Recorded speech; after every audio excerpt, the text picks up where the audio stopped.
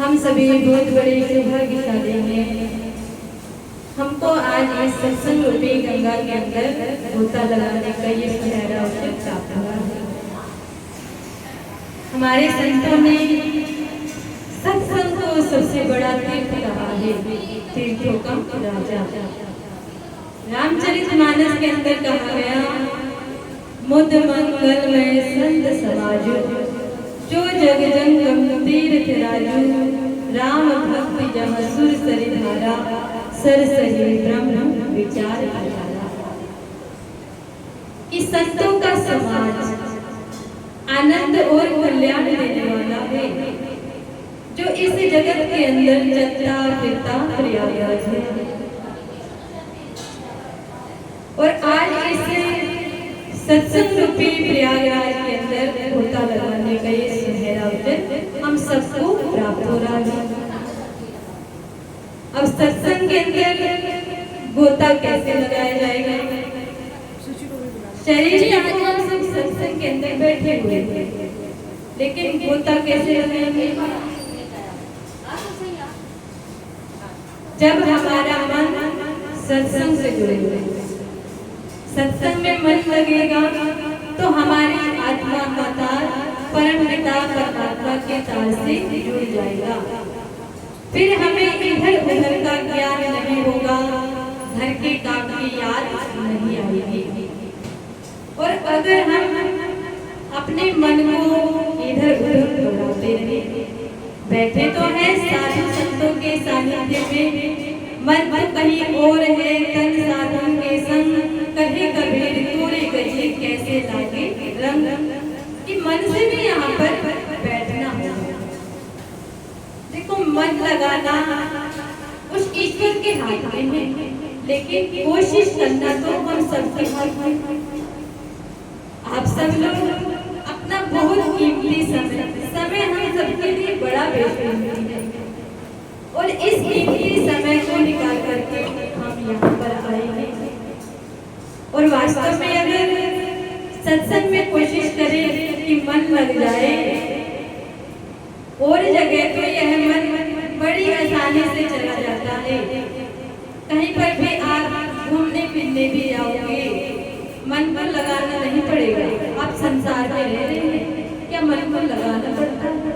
नहीं, यह मन हमारा संसार में स्वतः लगाना तो इसको भक्ति में पड़ेगा।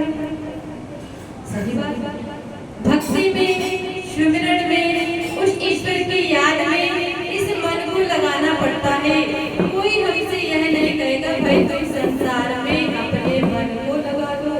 क्या कहेंगे कि उस ईश्वर के भजन में, सुमिरन में, उनकी याद में।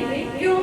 क्योंकि सब कुछ परम पिता परमात्मा ने सबसे पहले दया जो की है प्रभु ने, ये मनुष्य शरीर देते, ये बड़ा देव दुर्लभ है, जिसके लिए भगवान राम स्वयं कहते हैं, बड़े भाग्य मानुष तन पावा, सुर दुर्लभ सदग्रंथ निगावा, साधन धाम मोक्ष कर द्वारा, पाए न जेहि परलोक सवारा।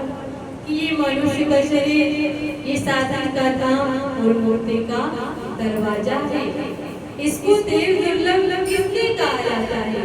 क्या केवल हम इस संसार के कार्य बड़े अच्छी तरह से कर लेते हैं, इसके लिए देव दुर्लभ कहा जाता है? नहीं, यह काम तो पशु पक्षी भी करेंगे, इसलिए इसको देव दुर्लभ नहीं कहा जाता, बल्कि इसलिए कहा जाता है कि इस मनुष्य शरीर को प्राप्त करके हम उस ईश्वर को जान सकते हैं, उसके नाम को हम जान सकते हैं, और जीवन में भजन सिमरन कर अपने लक्ष्य की प्राप्ति कर सकते हैं। देखो, संसार में आने के बाद हम सबका एक ही लक्ष्य था। जब हम इस संसार में आने वाले थे, तब हमने प्रभु से, परम पिता परमात्मा से वायदा किया था। और कौन सा वायदा किया था? ध्यान का वादा करके सजन, सुनी ध्यान लगाना छोड़ दिया। वादा तो हम सभी करके आए, लेकिन क्या वो वादा हमको याद है? सत्संग मिलता है या आप लोग कीर्तन करते हो, तो उस ईश्वर मंदिर की याद आ जाती है, नहीं तो क्या है, बाकी सारा समय हमारा संसार में ही चला जाता है। उस प्रभु की भक्ति के लिए इंसान के पास समय निकालना बड़ा मुश्किल काम है। थोड़ी देर भी हम समय जो भगवान के लिए निकालते हैं, वो समय हमको जरूर याद रहता है कि इतना समय हमने प्रभु के लिए निकाला। तो क्या प्रभु के लिए समय निकाला या अपने लिए? कल्याण किसका है? कल्याण हमारा ही है। वास्तव में संसार में आने के बाद हमारा लक्ष्य ही परमपिता परमात्मा की प्राप्ति करना था, लेकिन इस संसार में आकर के इंसान परमपिता परमात्मा से किए हुए वादे को भूल जाता है और उसी वादे की याद दिलाता है हमको सत्संग, साधु संतों का सानिध्य हमें याद दिलाता है। नहीं तो इंसान इस संसार के मोह जाल में फंस करके, इस संसार के खींचातानी में उलझ करके ही रह जाता है और खाली हाथ ही हम इस संसार से चले जाते हैं। अब मन देखो, बड़ा चंचल है ये मन, कहाँ से कहाँ दौड़ जाता है। देखो एक छोटी सी कथा याद आई कि एक राजा ने अपने महल के अंदर इस बात का ऐलान किया कि मेरे महल के बाहर जो बगीचा है, कल मैं उसमें छिप जाऊंगा और जो कोई भी मुझे ढूंढ लेगा मैं उसे अपने राज्य का युवराज घोषित कर दूंगा। अब कहते युवराज का पद पाने की किसके मन में इच्छा नहीं? सबके मन में इच्छा जागृत होगी कि मुझे युवराज का पद मिल जाए, मुझे मिल जाए। तो कहते वहां पर खूब सारी भीड़ जमा हो जाती है। कहते जो राजा का बगीचा था बहुत सुंदर, बहुत बड़ा बगीचा था और सबको 2-2 घंटे का समय दिया जा रहा था कि 2 घंटे में जो ढूंढ लेगा उसे युवराज का पद मिल जाएगा। कहते झुंड बना बना करके लोग बगीचे में जाने लगते हैं। पहले ही झुंड में जब बहुत सारे लोग राजा को ढूंढने के लिए बगीचे के अंदर प्रवेश करते हैं, देखो मन है, जितने बगीचा इतना सुंदर कभी देखा ही नहीं होगा। पहले तो मन कहाँ जाएगा कि बगीचा बहुत ही सुंदर है, क्यों ना पहले बगीचे को घूम फिर करके देखें। समय तो बहुत सारा, 2 घंटे का समय, राजा को भी हम ढूंढ देंगे। कहते सब लोग बगीचे में घूमने फिरने में अब क्या याद रखते हैं जब घूमने लग जाओ कि कितना समय हो गया। जहाँ मन लग जाए समय का ज्ञान नहीं रहता है। कहते घूमने फिरने में इतना मन लग गया कि भूल गए राजा को ढूंढने के लिए बगीचे में जिन सिपाहियों की ड्यूटी सबको वहां से बाहर निकाल देते। इसी तरह से फिर दूसरे झुंड में भी बहुत सारे लोग राजा को ढूंढने के लिए बगीचे के अंदर प्रवेश करते हैं। उनका मन कहाँ गया? अरे बगीचे में तो कितनी तरह के फल लगे हुए हैं, इतने सारे फल तरह तरह के, कई तो इनमें से हमने देखे नहीं, क्यों न पहले फलों को ही खा लिया जाए। कहते उनका भी समय ऐसे निकल जाता है, उन सबको भी बाहर कर दिया जाता है। इसी तरह से फिर तीसरे झुंड में भी बहुत सारे लोग राजा को ढूंढने के लिए बगीचे के अंदर प्रवेश करते हैं।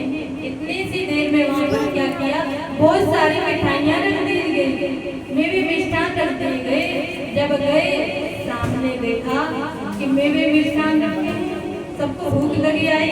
अब सब लोग मेवे मिष्ठान खाने में नहीं रहते, भूल गए कि राजा को ढूंढने के लिए जो वास्तविक उद्देश्य था, जो उनका लक्ष्य था कि राजा को खोज निकालना है और युवराज का पद पाना है, लेकिन कोई राजा को ढूंढ नहीं पाया। कहते बहुत सारी भीड़, तो चौथे झुंड में भी बहुत सारे लोग बचे हुए थे, वह भी जाते हैं बगीचे के अंदर। अब इतनी देर में बगीचे में क्या किया, हीरे मोती भी गिरा। सब लोगों ने देखा सामने हीरे मोती पड़े हैं, सब लोग अपनी जेबों को भरने में लग गए, भूल गए कि राजा को ढूंढने के लिए आए थे। कहते 2-2 घंटे का समय सबको मिला, इतनी भीड़ वहाँ पर आई, लेकिन कोई राजा को ढूंढ नहीं पाई, किसी ने भी राजा को नहीं ढूंढा। अब कहते हैं कि थोड़ी देर में वहाँ पर एक वीतरागी व्यक्ति आया। उसने पूछा इतनी सारी भीड़ किसकी जमा हुई है?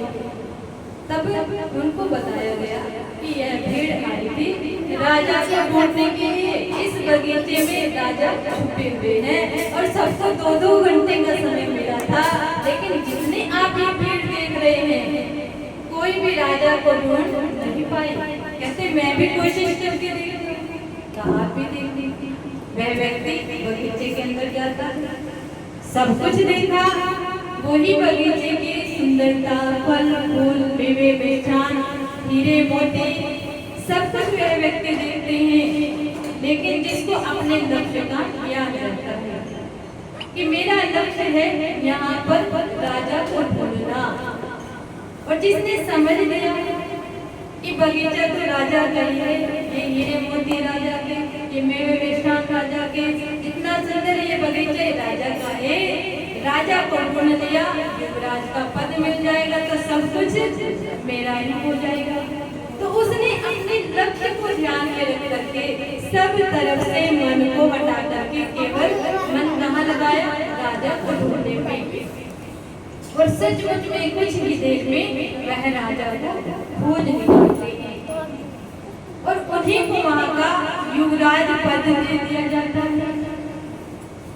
ऐसे ही माताओं बहनों, ये तो एक दृष्टांत है, ये सब हमारे जीवन के अंदर लागू होता है कि हम भी इस बहुत सुंदर से संसार में आए हुए हैं। प्रभु ने भेजा है हमको भी यहाँ पर, और ये सारा ये सुंदर संसार क्या है? ये एक बगीचे के समान है, और हम सब यहाँ आए थे भगवान रूपी राजा को खोजने के लिए। हमको भी ये जिंदगी का समय उस प्रभु ने, परम पिता परमात्मा ने दिया है, समय दिया है कि हम प्रभु रूपी राजा को खोज निकाले। जो ये जिंदगी का समय हमको मिला है, लेकिन हमारा भी, हम तो चंचल, हम भी जाते हैं घूमने फिरने चले गए तो समय का ज्ञान नहीं रहेगा। हम भी अच्छे वस्तुएं खरीदने में, हम भी इस संसार के वैभव को प्राप्त करने में, ऐसे ही हमारा भी ये सारा जीवन चला जाता है। वो तो कोई ज्ञानी होता है जो अपने लक्ष्य का ज्ञान रखता है कि आए थे इस संसार में किस लिए और कर हम क्या रहे हैं। तो सबका इस संसार में मन लगा हुआ है, मन हमारा भटक रहा है, तो इस ईश्वर की प्राप्ति कैसे होगी? तो मेन मकसद था उन सबका राजा को खोज निकालना, अपने लक्ष्य को प्राप्त करना, लेकिन राजा को इतनी सारी भीड़ नहीं खोज पाई।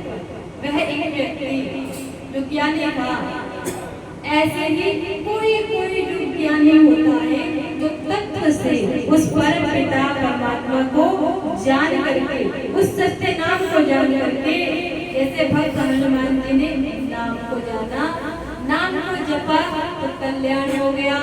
भक्त मीराबाई ने नाम को जाना, सुमिरन किया तो संसार का वैभव, जिस वैभव को प्राप्त करने के लिए दुनिया क्या क्या यत्न करती है, मीराबाई के पास तो इस वैभव की कोई कमी नहीं।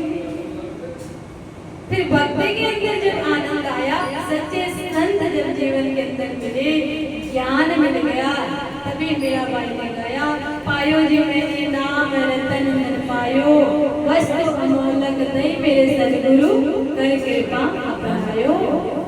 कि किसकी कृपा से? वस्तु अमोलक दई मेरे सदगुरु, कि मेरे श्री सदगुरु ने कृपा करके ऐसी अनमोल चीज, ऐसा अनमोल ज्ञान मुझको दे दिया, जिससे क्या हुआ? मीराबाई ने इस संसार को 1 सेकंड में ठुकरा दिया। भाई ऐसे तो नहीं छोड़ सकता।